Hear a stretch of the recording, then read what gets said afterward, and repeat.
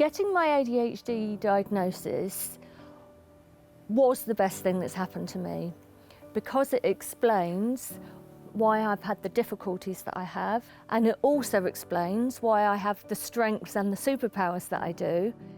So having ADHD is like having a surge of energy in my body and my brain all the time and being excited about everything. I always thought before it was, my fault because I could, get myself in a pickle and overwhelmed about things. And when I got my ADHD diagnosis and I started understanding it, I go, oh my God, I'm textbook. And then I say, oh, actually, I do get overwhelmed. I have had anxiety, which is managed much better. I have had low self-esteem.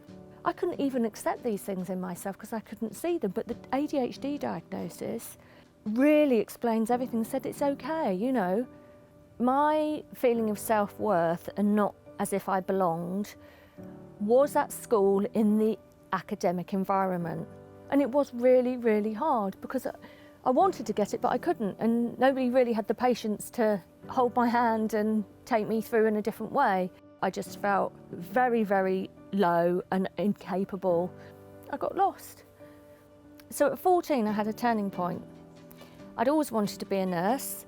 I decided that if I wanted to be a nurse, I needed 5 O-levels at that time, now 5 GCSEs, including maths and English. So one of the symptoms I have, and superpowers, is hyperfocus.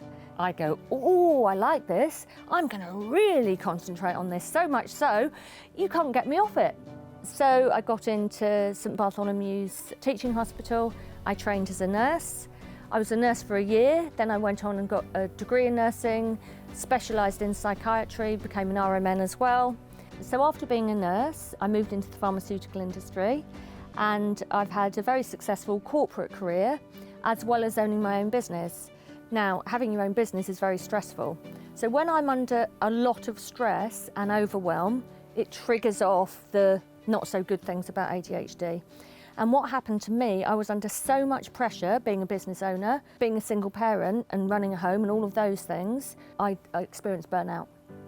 It took me a long time to recover because I was overwhelmed. My anxiety was high, even though I didn't really admit it.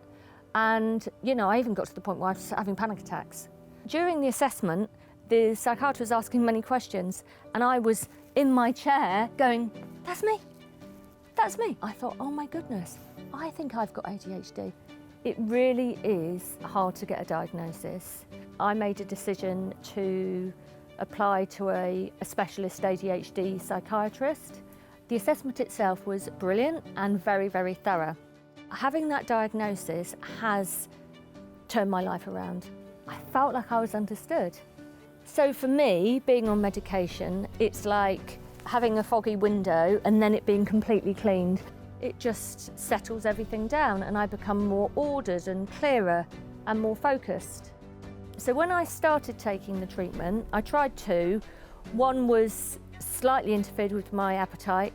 I didn't eat as much, but not significant. The other one had more of an impact and it made me feel a bit more sort of foggy-headed and things. So I knew that didn't suit me. So I just carried on the one that did, and I've been on that ever since. A year ago, I got my ADHD diagnosis. We're still in the pandemic. I've written a book and probably recovered from, being burnt out as a result of my ADHD. And what's happened is, through understanding that that's okay and understanding myself, I don't beat myself up anymore. It's all those parts of me that I used to split off and be ashamed of and not even look after myself. It's okay to have those parts about yourself that you're not so good at academics or organising things or packing the supermarket bags. I've put myself back together again, and that little girl that was really low confidence and was anxious and never wanted to tell anyone how she felt, I have.